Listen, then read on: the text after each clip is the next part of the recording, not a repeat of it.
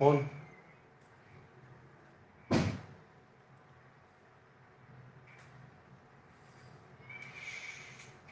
Good afternoon, everyone.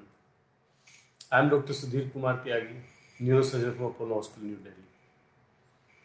Today is 8th June, and 8th June 2020 has been celebrated as the Brain Tumor Day.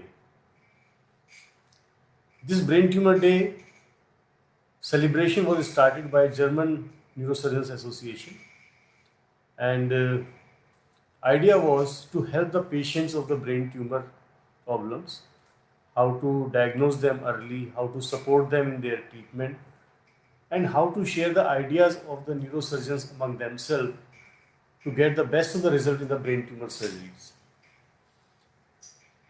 So that's why this Brain Tumor Day was celebrated. So today is 8th June, this is the Brain Tumor Day. When we talk about the brain tumor, we should know when a person can know that he or somebody in the family or the friend is suffering from the brain tumors. So there are certain signs and symptoms which tells us that probably the patient is having some problem in the brain and we should investigate it. Symptoms may be of two types. एक symptom वो हो सकती है जिसमें कि pressure raise होता है. Pressure raise होता है तो क्योंकि स्कल एक क्लोज स्पेस है, मान लो कोई ट्यूमर वहाँ पर बनना शुरू होता है तो उसके एक्सपेंड करने के लिए कोई जगह नहीं. एक्सपेंड करने की जगह नहीं होगी तो प्रेशर बनेगा और जो मेम्ब्रेन है चारों तरफ उसके वो स्ट्रेच होंगी. उसकी वजह से पेशेंट को हेडेक होता है. तो काफ़ी सारे पेशेंट होते हैं जो हेडेक करके प्रेजेंट करते हैं कि सिर में दर्द बहुत ज़्यादा है और किसी भी दवाई को लेने से ज़्यादा कोई आराम नहीं मिलता है. तो ये वो पेशेंट हैं जिनको कि हम लोगों को इन्वेस्टिगेट करना चाहिए कि भाई ये पेशेंट को हो सकता है कोई एक्सपेंसाइल लीजन ब्रेन में हो, कोई ब्रेन ट्यूमर हो. दूसरा होता है कुछ पेशेंट इस तरह प्रेजेंट करते हैं, ब्रेन का फंक्शन है हर बॉडी के हर पार्ट को कंट्रोल करना, जैसे कि लिम्स को कंट्रोल करना, मूवमेंट्स को, विज़न को कंट्रोल करना, हमारी स्पीच, मेमोरी, ये सब ब्रेन से कंट्रोल होता है. अगर किसी पर्टिकुलर पार्ट में कोई कमी आती है फंक्शन में तो एक वो साइन हो जाता है कि हाँ हो सकता है कि ब्रेन के अंदर कोई परेशानी हो रही है. मान लो किसी की विज़न जा रही है, इसका तो विजुअल एरिया हमारा अफेक्टेड हो सकता है कि जो हमारी ऑप्टिक नर्व जहाँ ब्रेन में अंदर जा रही है वो अफेक्ट हो सकती है वहाँ पे. तो जब ट्यूमर उसको प्रेस करता है तो विज़न नीचे जाने लगती है. ऐसी स्पीच एरिया मान लो ट्यूमर बन रहा है तो हमारी स्पीच खराब होने लगेगी. स्पीच के भी फिर दो पार्ट है, एक समझने वाला और एक बोलने वाला. तो कई बार ऐसा होता है कि सिर्फ समझने में दिक्कत हो रही है, बोलने में नहीं. कई बार ऐसा होता है कि बोलने में दिक्कत है लेकिन समझने में नहीं. तो ये सब प्रॉब्लम जो है हमको बताती है किस पार्ट में ब्रेन की कोई प्रॉब्लम हो सकती है, उसको इन्वेस्टिगेट करना.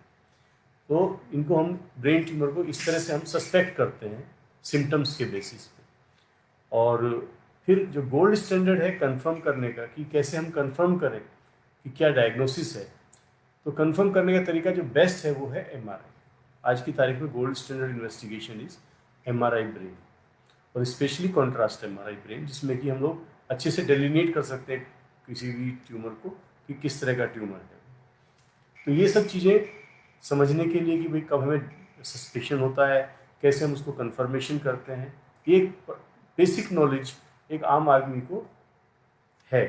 अगर हम ये बात समझ जाते हैं तो उस खुद भी वो इन चीज़ों को सस्पिशन के साथ डायग्नोसिस बना सकता है, डॉक्टर के पास जा सकता है कि हमें एमआरआई कराना चाहते हैं. एक जो चीज़ है कि भाई अब हमने डायग्नोसिस बना लिया ब्रेन ट्यूमर का, तो कैसे कि इसका इलाज क्या है. ब्रेन ट्यूमर का जो मेन इलाज है, main stage of the treatment है वो ऑपरेशन, सर्जरी है कि जो ट्यूमर है उसको हम निकाल दें परमानेंटली वहाँ से, और जो नॉर्मल ब्रेन है फिर नॉर्मल ब्रेन की तरह बाकी काम करता रहे. अब चैलेंज क्या आता है? चैलेंज ये आता है ब्रेन ट्यूमर सर्जरी में, जो सेफ ब्रेन ट्यूमर सर्जरी जो हम बात कर रहे हैं, कि ब्रेन में हर पार्ट किसी ना किसी पार्ट को बॉडी के कंट्रोल करता है. हार्ट ले लीजिए, हमारी सांस ले लीजिए, हमारी लिम्स की मूवमेंट्स ले लीजिए, हमारी स्पीच, मेमोरी, इवन हमारा कॉन्शियस लेवल जो हमारा होश है वो भी ब्रेन से ही कंट्रोल होता है. चैलेंज ये होता है सेफ ब्रेन ट्यूमर सर्जरी में कि हमको ट्यूमर भी निकालना है पूरा, लेकिन एट द सेम टाइम जो नॉर्मल ब्रेन टिश्यू है वो उसको डैमेज नहीं करना। तो ये एक बड़ा चैलेंज हो जाता है न्यूरोसर्जन के लिए, और यही एक अच्छी आर्ट होती है न्यूरोसर्जन की, अच्छे न्यूरोसर्जन की, कि वो बिना कोई नॉर्मल ब्रेन टिश्यू को डैमेज किए ट्यूमर को पूरी तरह निकाल कर बाहर रख दें और पेशेंट को क्योर कर लें। तो ये जो पेशेंट्स हैं, इनको कैसे ऑपरेट किया जाए सेफली, इसके पीछे बहुत सारी चीज़ें हैं जो कि आज की तारीख में जो मेडिकल फिजिक्स है, और मेडिकल साइंस, मेडिकल फिजिक्स और कंप्यूटर साइंस, इन सब का जैसे जैसे डेवलपमेंट हुआ, वैसे वैसे हमको पता चला कि ब्रेन के नॉर्मल पार्ट को किस तरह से हम बचा सकते हैं, किस तरह से हम सिर्फ ट्यूमर में जाएं और ब्रेन ट्यूमर को निकालें, नॉर्मल टिश्यू को बचा लें। आज की तारीख में हमारे पास ऐसी ऐसी टेक्निक्स हैं, जैसे कि एक है न्यूरो नेविगेशन। न्यूरो नेविगेशन में हम पेशेंट का एमआरआई, जो कि ऑपरेशन से पहले करते हैं, उसको ड्यूरिंग सर्जरी जब हम उसको यूज़ करते हैं न्यूरो नेविगेशन को, तो जो सामने हमारी एमआरआई की इमेज होती है, जब जहाँ ब्रेन में हम जहाँ जाते हैं, वहाँ वहाँ एमआरआई की पिक्चर पे वो हमको दिखाता रहता है कि हम ब्रेन के किस हिस्से में पहुँच गए हैं, कहाँ हमें काम कट कर सकते हैं, कहाँ हमें छोड़ना है, कहाँ हमें कट करना नुकसान नहीं करेगा। तो इसको कहते हैं न्यूरो नेविगेशन। न्यूरो नेविगेशन का जो प्रिसीजन होता है वो विद इन मिलीमीटर होता है, which is very important for the brain, क्योंकि हर मिलीमीटर ब्रेन में इंपॉर्टेंट है। तो इसलिए ज़रूरी है कि हम इसको बचा के रखें, नॉर्मल टिश्यू को, और सिर्फ ट्यूमर को निकालें। तो neuro navigation is a big help. Another thing is intra operative MRI. मान लो कभी हम कहीं लॉस्ट फील करें कि भाई हम कहाँ पे हैं इस टाइम, एग्जैक्टली समझ नहीं आ रहा, तो रियल टाइम एमआरआई भी किया जा सकता है ड्यूरिंग ऑपरेशन। इसके अलावा जो ब्रेन के कुछ पार्ट होते हैं, उनको हम लोग कहते हैं कि इलोक्वेंट एरियाज। इलोक्वेंट एरियाज का मतलब होता है कि they are very important, like speech area, memory area, हमारा मोटर एरिया जिससे कि हमारे हाथ और पैर चलते हैं।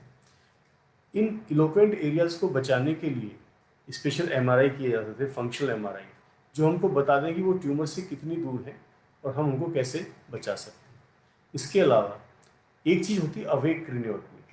अवेक क्रेनियोटमी में जब हम मान लो स्पीच एरिया के बहुत नज़दीक ट्यूमर है और हम ड्यूरिंग ऑपरेशन जानना चाहते हैं कि स्पीच में कोई प्रॉब्लम तो नहीं आ रही है ड्यूरिंग ऑपरेशन, तो हम पेशेंट को अवेक रखते हैं और पेशेंट को काउंटिंग करने के लिए बोलते हैं, उनसे बातें करते रहते हैं। अगर हम ऑपरेशन करते हैं नज़दीक जाते हैं स्पीच एरिया के, तो जो काउंटिंग कर रहा है पेशेंट वो बंद कर देता है एकदम से, तो हमें रुकना पड़ता है। तो अवेक क्रेनियोटमी एक ऐसा तरीका है जिससे कि हम इन इम्पोर्टेंट एरियाज़ को बचा सकते हैं और ब्रेन ट्यूमर को अच्छे से बिना कोई नॉर्मल टिश्यू डैमेज किए निकाल सकते हैं। All these things are important. पर बात ये है कि ये जितनी भी चीज़ें मैं बात कर रहा हूँ, ये सब किसी बड़े वेल इक्विप्ड हॉस्पिटल में ही पॉसिबल होती हैं ज़्यादातर। तो ये all these equipments are really important when we are talking about the safe brain tumour surgery. जब मैं खुद स्टूडेंट था, करीब मैं 30 साल पुरानी बात बताता हूँ, तो हम लोगों को डर लगता था न्यूरो सर्जरी वार्ड में जाते हुए, क्योंकि उस टाइम पे ये सब टेक्निक्स नहीं थी और पेशेंट अक्सर सर्जरी के बाद डेफिसिट काफ़ी डेवलप हो जाती थी उनको, तो उनको देखना बड़ा डिप्रेसिंग होता था। लेकिन लास्ट 15 to 20 ईयर्स में इतना अच्छा टेक्निकल डेवलपमेंट हुआ है मेडिकल फिजिक्स में, कंप्यूटर साइंस में, मेडिकल साइंस में, कि हम लोग प्रिसाइजली अब ट्यूमर को अच्छे से निकाल के millimetre two millimetre precision normal tissue को बचा ले जाते हैं। तो आज की तारीख में जो चेंजेज, जो रिजल्ट्स हैं, वो काफ़ी ज़्यादा चेंज हो गए और पेशेंट जो हैं, जो ब्रेन ट्यूमर पेशेंट्स हैं, वो काफ़ी अच्छा करते हैं। Thank you.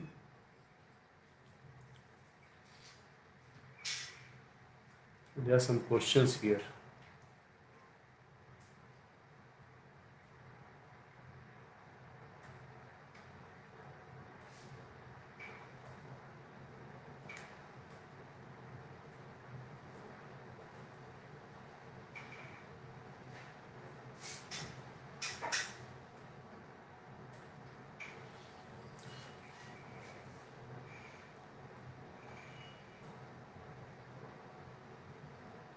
क्वेश्चंस तो नहीं है इसके ऊपर कुछ ज़्यादा।